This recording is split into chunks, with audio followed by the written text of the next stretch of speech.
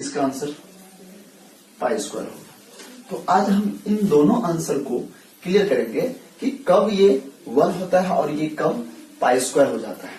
तो यहां पे क्या है कि ऑब्वियसली है कि यहां पे 2 पाई डिवाइडेड बाई 2 पाई,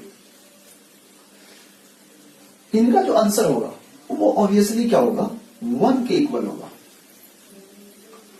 और बात रही अब इस आंसर की, इस आंसर का जो बात होता है तो वो तब होता है जब आप 2 पाई डिवाइडेड बाई 2 इंटू पाई, जब इस तरह से आप लिखेंगे तो यहां पे सबसे पहले हम लोग बोर्डमास का यूज करेंगे। और बोर्डमास का जब यूज करेंगे यहां पे आपको बोर्डमास का यूज करना पड़ेगा।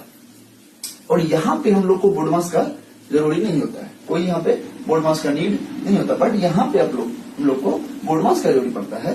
तो सबसे पहले हम लोग यहां पे जब बोर्डमास का यूज करेंगे तो सबसे पहले हम लोग जानते हैं कि डिवीजन होता है। तो सबसे पहले हम लोग डिवीजन करेंगे, तो 2 पाई बाय 2 मल्टीप्लाई पाई। अब यहां पे देखेंगे ये 2 से ये 2 कैंसिल होगा और पाई इंटू पाई क्या हो जाएगा, पाई स्क्वायर। तो इससे ये प्रूफ होता है कि जब हम इसका आंसर कभी भी ये पाई स्क्वायर नहीं हो सकता है।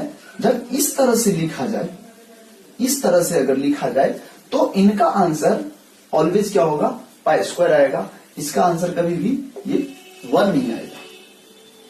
तो हम लोग को ये प्रूफ होता है कि तब इन 2 पाई डिवाइडेड बाय 2 पाई, इनका आंसर हमेशा के लिए कभी भी 1 के इक्वल नहीं होगा। अगर इस तरह से लिखा रहेगा तो इसका जो आंसर आएगा वो हमेशा क्या आएगा, पाई स्क्वायर ही आएगा। यानी कहने का मतलब ये पाई स्क्वायर तब होता है अगर आप इनको डायरेक्ट कहेंगे, अगर आप लोग इनको डायरेक्ट हम लोग बना दें और कह दें कि इसका आंसर भी, तो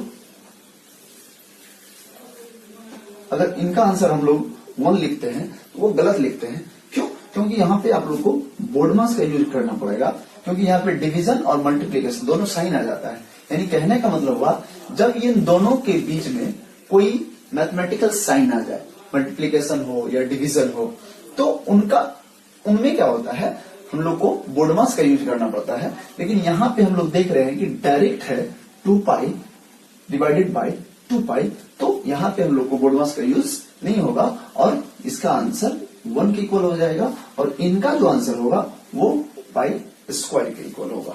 तो ये क्लियर हुआ कि इनका आंसर हमेशा क्या होता है, 1 होता है और इनका जो आंसर होता है वो